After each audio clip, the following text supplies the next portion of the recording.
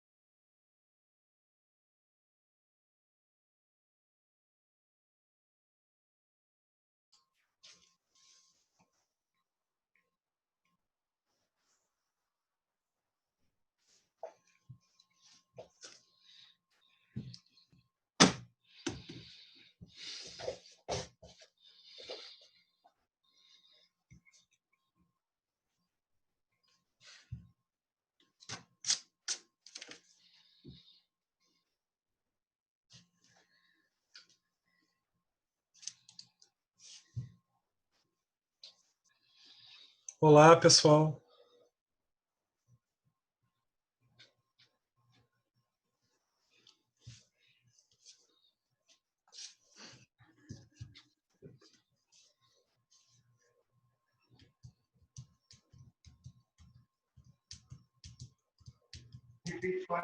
Olá, professor.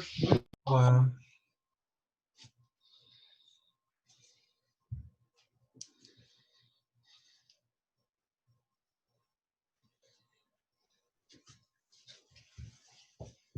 Então vamos seguir. Já deu os 15 minutinhos, né? Vamos lá.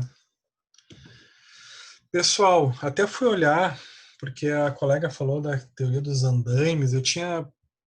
Achei estranho porque não me vinha à mente. É interessante. Eu sempre vou pesquisar quando eu vejo que alguma coisa me falta complementação, eu vou pesquisar para adquirir o conhecimento, né? Daí eu percebi por que eu não conheço essa nomenclatura, essa forma de se referir a essa abordagem. É porque nos livros de Vygotsky, ele não faz essa analogia com o andaime, ele não fala de andaime. Né? Quem faz analogia com o andaime são os livros que reportam Vygotsky, que trazem essa analogia como existente. Então até fui olhar, assim, pesquisar, bom, teoria para conhecer mais, aí daí o autor botou, embora nunca tenha citado em seus livros, então me falta talvez ler quem o cita, então vou ler mais sobre essa analogia, poder entender qual é a relação que ele faz com a zona proximal, para poder, quando me perguntarem, entender o que o aluno quer dizer com isso, né? Então, daqui a pouco é uma nomenclatura bem utilizada na psicologia da aprendizagem, eu aí tô desatualizado. Então, pessoal, seguindo, psicologia e práticas educativas. Tá?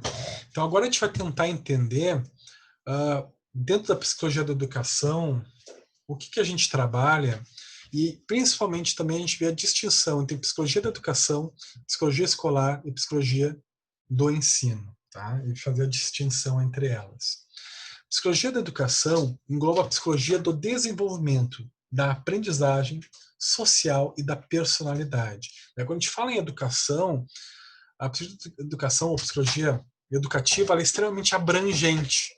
Né? Ela vai envolver teorias e abordagens de desenvolvimento humano, vai abordar processos de aprendizagem, né? Quais são os principais processos de aprendizagem, né?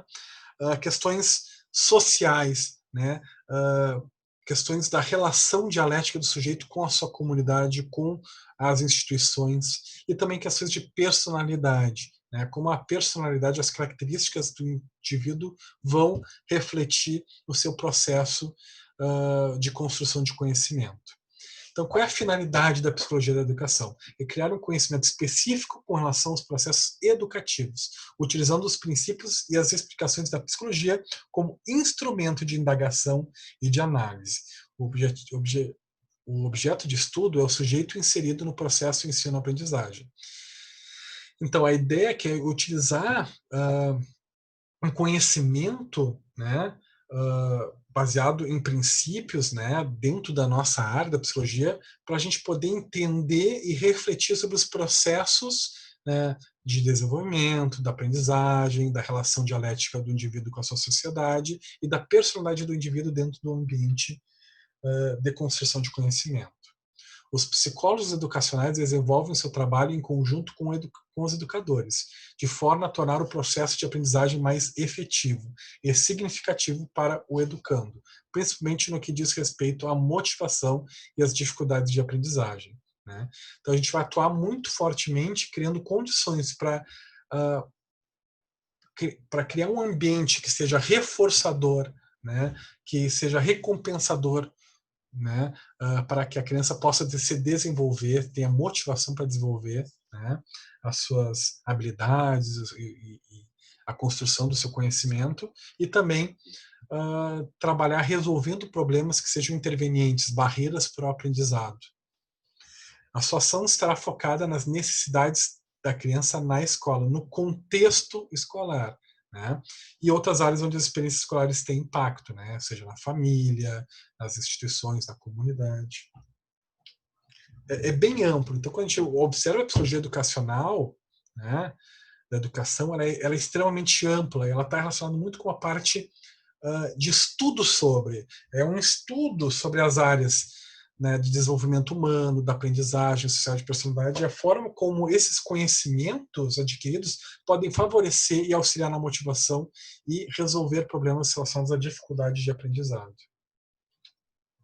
Psicologia do ensino faz parte da psicologia da educação, então é uma parte da psicologia da educação, tá dentro da psicologia da educação, que está ligada à educação escolar. Objetivo: compreender e explicar os processos de mudança do comportamento dos indivíduos que participam de atividades educativas. Então, o foco da psicologia do ensino seria entender, né, compreender, entender, refletir e auxiliar nos processos de aprendizagem, né, de apreensão do conhecimento que é passado, né? Então, qual a melhor forma de fazer isso? Em que condições? Né? Como remover barreiras para o processo de aprendizagem? Então, a psicologia do ensino é focada nesta parte, né?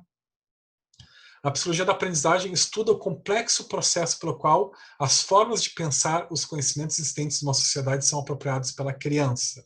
Então, de novo, a relação dialética com as instituições, com a comunidade, com os fatores contingenciais. Para que se possa entender esse processo, é necessário reconhecer a natureza social da aprendizagem. As operações cognitivas, aquelas envolvidas no processo de conhecer, são sempre ativamente construídas na interação com outros indivíduos, né? E aqui reforçando a teoria da zona proximal do Vygotsky, né? A importância da construção em ambientes coletivos que proporcionem a crítica, a discussão, né? A construção em grupo do conhecimento. A aprendizagem é um processo através do qual a criança se apropria ativamente do conteúdo da experiência humana, daquilo que seu grupo social conhece.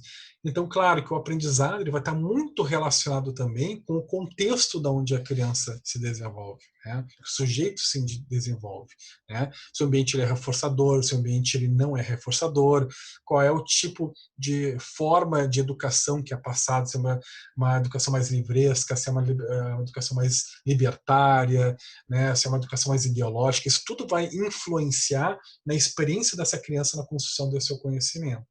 São fatores intervenientes que influenciam esse processo. Para que a criança aprenda, ela necessitará interagir com outros seres humanos, especialmente com os adultos e com outras crianças mais experientes. Psicologia educacional versus psicologia escolar. Qual é a diferença? Tá? Os termos psicologia educacional e psicologia escolar não são sinônimos. Psicologia educacional se refere à parte mais teórica, a parte de desenvolvimento de conhecimento, de pesquisa a respeito de diversas áreas, né? Da área de desenvolvimento, de aprendizagem social, de personalidade. A psicologia escolar ela é como se fosse a psicologia educacional aplicada, né? Aplicada nos contextos educacionais, na prática. Tá? Psicólogos escolares centram o seu trabalho no desenvolvimento de capacidades e necessidades das crianças com dificuldades de aprendizagem, déficit de atenção, hiperatividade, problemas emocionais e comportamentais. Então, assim, a psicologia escolar, ela é pegando todo esse conhecimento, né, que o estudo da psicologia educativa nos proporciona, como é que eu aplico isso na resolução de problemas didáticos e no processo de ensino-aprendizagem de crianças com dificuldade de... Perdão. Para que eu possa entender, por exemplo, nós tivemos a disciplina de psicologia de aprendizagem, tá? Que aí a gente trabalha bastante os autores. Então, na verdade, foi para que a gente tivesse embasamento para entender essa segunda disciplina que vai falar um pouquinho mais na parte prática, isso? Acredito, assim, a psicologia da aprendizagem vai proporcionar que tu possa entender diversas outras áreas do conhecimento da psicologia, né? Por exemplo, quando tu vai estudar processos básicos e tu vai entender estudar sobre a memória, por exemplo, o processo da memória envolve alguns processos de aprendizagem, cuja estruturação tu vai ter visto em psicologia da aprendizagem. Quando tu vai ver a psicologia escolar, né, tu vai ver, claro, obviamente tu tá certíssima, né? Tu vai utilizar, sim, se apropriar de conhecimentos, né, e entender como é que se dá a aplicação, a prática, né, como é que se faz a contextualização e o auxílio de crianças e de jovens no processo educacional de construção do conhecimento, claro que entendendo à luz dos processos de aprendizagem, das teorias da aprendizagem, né? Então, sim, tudo está relacionado, né? Eu, por ser da abordagem cognitivo-comportamental, também entendo que as doenças psíquicas, né, os males psíquicos, eles têm origem também num processo de aprendizagem, né? Então, assim, a gente aprende a ter fobia, né? Um processo adquirido. A gente não nasce com uma fobia, a gente desenvolve. Então, os processos psicopatológicos são processos também de aprendizagem, né? Daí, claro, num sentido psicopatológico, de adoecimento, né?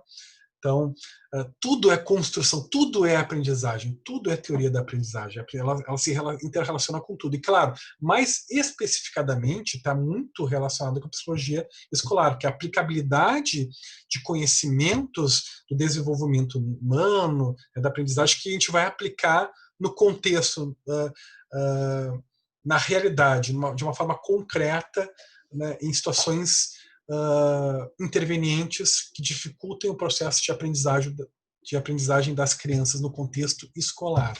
Tá? Então, claro, tem tudo a ver. A gente vai revisitar muito essa disciplina.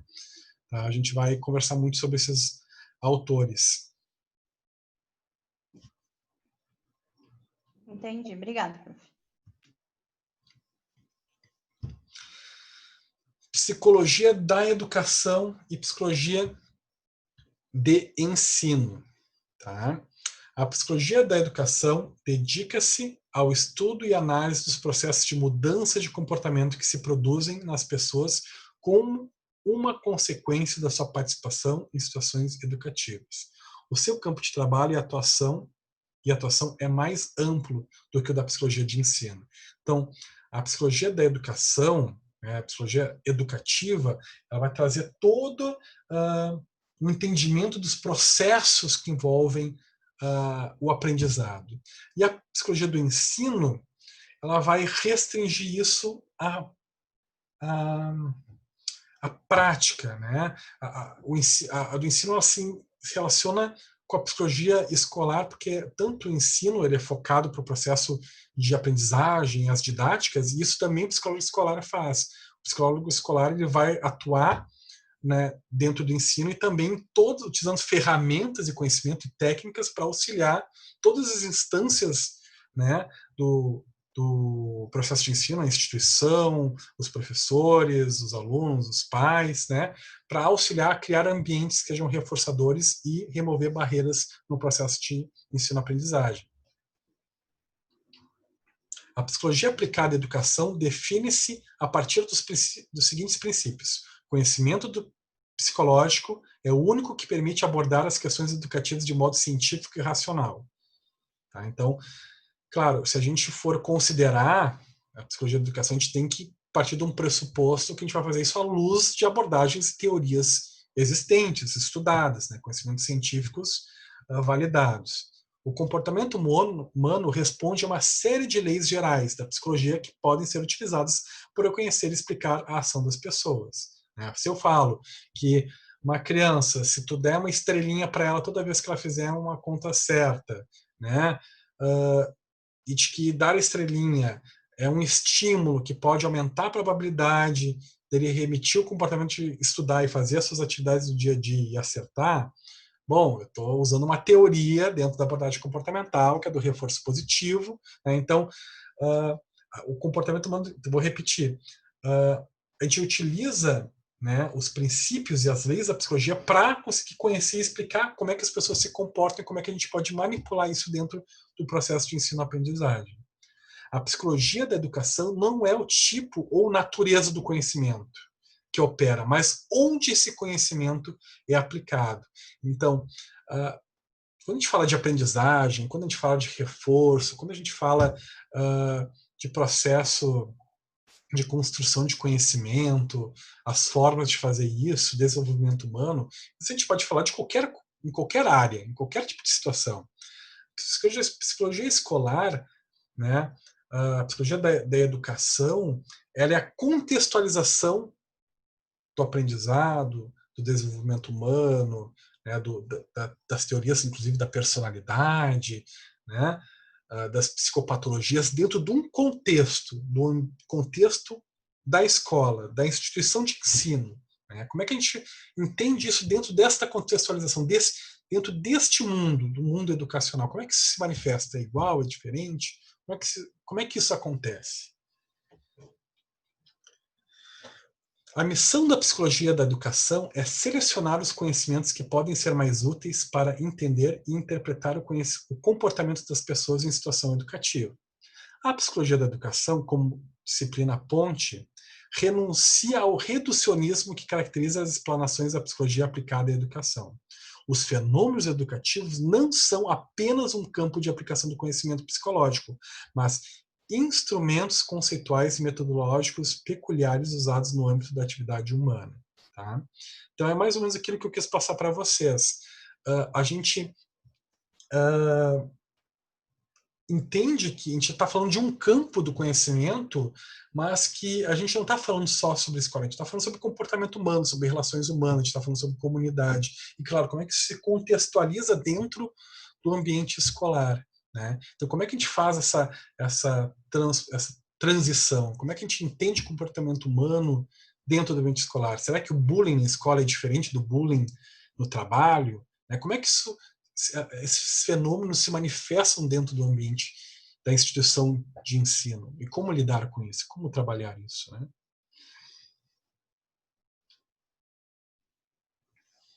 A psicologia da educação está comprometida, assim como outras disciplinas educativas, na criação de uma teoria educativa de fundamento científico e na configuração de uma prática que se adapta a esta. Aborda o seu objetivo de estudo em tripla dimensão: a teórica ou explicativa, tecnológica ou projetiva, técnica ou prática. Aqui a gente tem a parte teórica, a parte de estratégia e a parte de colocar em prática. Né? Quando eu falo de teórica ou explicativa, a gente está falando da procura de elaborar modelos interpretativos dos processos de mudança estudados, né, dos sujeitos dentro do ambiente escolar. Então, são as teorias a respeito dos fenômenos, né, que ocorrem dentro da instituição de ensino, do ambiente de construção do conhecimento. Aqui a gente está falando de uma parte mais teórica. Quando eu falo de tecnologia, parte tecnológica ou projetiva, o objetivo é possibilitar o esboço de situações ou atividades educativas capazes de incluir ou de provocar determinados processos de mudança nos indivíduos que dela participam. Então, são as estratégias que eu utilizo para impactar e auxiliar os indivíduos, né, que estão dentro do processo de ensino-aprendizagem dentro da instituição de ensino. Então, o que eu faço para resolver problemas dentro da instituição de ensino, que possam surgir fatores intervenientes no processo de construção do conhecimento dos alunos, ou de relacionamento entre professores, né? Como é que eu vou intervir? Que estratégia que eu vou criar? Que tecnologia que eu vou utilizar? Né? E técnica ou prática, orientada à intervenção e resolução de problemas concretos. Então, como é que eu vou fazer isso na prática? Como é que eu vou intervir? Né? É a intervenção propriamente dita. Né? Então, pessoal, é disso que se trata, é disso que a gente vai falar, né, exaustivamente. Quais são as teorias, as principais teorias que explicam os fenômenos educacionais e das relações humanas dentro de instituições de ensino? Quais são as estratégias que a gente pode estabelecer, de acordo com alguns autores, de intervenção? E a intervenção propriamente dita, como é que a gente faz essa intervenção? Né?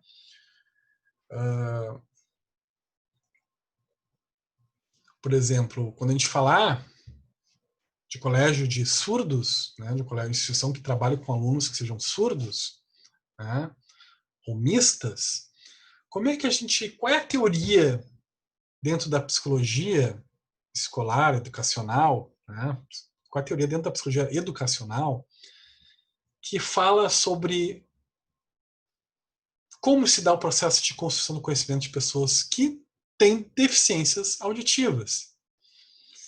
E como é que eu posso fazer um plano, uma estratégia para auxiliar esse indivíduo a ter a melhor qualidade possível nesse processo de construção do conhecimento? E como é que eu faço isso na prática? Me inserindo dentro do mundo dos surdos, que é um mundo, inclusive, muito fechado. Aberto para quem quer participar e auxiliar, mas que inicialmente não é assim para entrar. Eles têm as suas próprias... Tem regras que são deles, tem formas de convívio, formas de lidar, né? Como é que a gente faz isso na prática, né? Daqui a pouco eu estou munido de toda a teoria, estou com uma estratégia maravilhosa, eu entro na sala de aula, quero chamar a atenção deles para começar uma estratégia, eu não sei que eu tenho que... Eu não sei que aluno surdo, eu não posso chamar. Eu não posso, daqui a pouco, bater palma. Eu tenho que piscá-los, ou eu tenho que bater com o pé no chão forte para eles sentirem o tremor e aí chamar atenção, ou piscar luz. Então, uma coisa é tu ter a teoria, que é o que a gente vai ver. Uma coisa é tu te banhar nas teorias e também estabelecer estratégias. Mas nem sempre tu ter a teoria, conhecer a fundo uma teoria e pensar bem numa estratégia significa que tu vai ter sucesso na implementação da intervenção. Porque em cada mundo, né, dentro de um contexto educacional diferente do outro, a aplicação ela vai ser diferente. Ela vai exigir da gente uma flexibilização e uma forma de atuar diferente. E aí que vem os grandes desafios, né? Por isso que a psicologia educacional, a psicologia escolar, é uma das mais desafiantes, mais difíceis, né?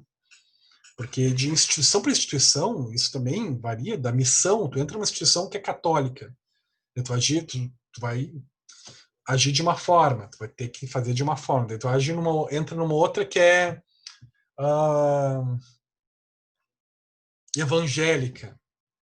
Eu não sei qual é que é aquela que tu não pode trabalhar aos sábados, né? Mas daqui a pouco tu quer fazer Adventista, perdão.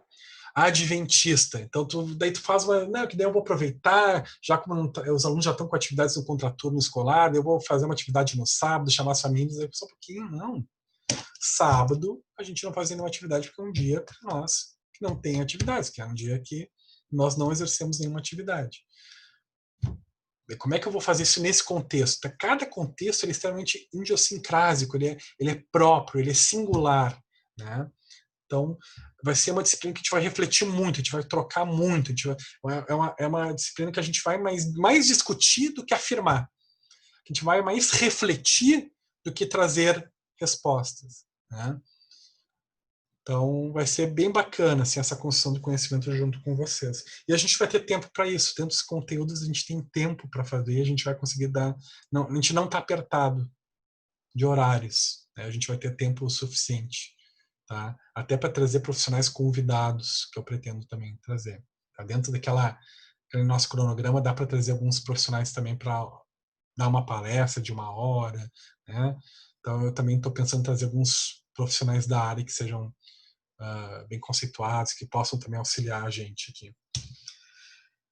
Então, pessoal, eu queria abrir um espaço para vocês e já estamos finalizando a nossa aula de hoje, tá? É uma aula de introdução, mais introdutória, eu botei um conteúdo também um pouquinho mais de princípios, mais geral, justamente para a gente conseguir dar conta também, que era o início ali, eu queria conhecer vocês, falar sobre o cronograma, então a aula de hoje foi para dar conta mesmo e a gente não ocupar tanto tempo, tá?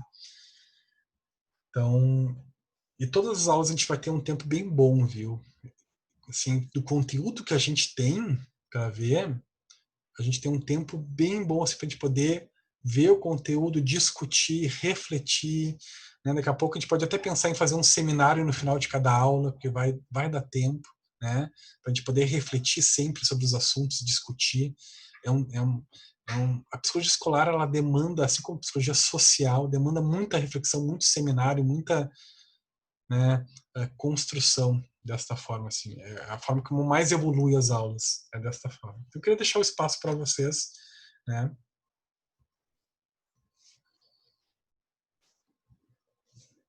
Alguém gostaria de contribuir, falar alguma coisa, alguma experiência que já teve, expectativa, ou sobre a aula?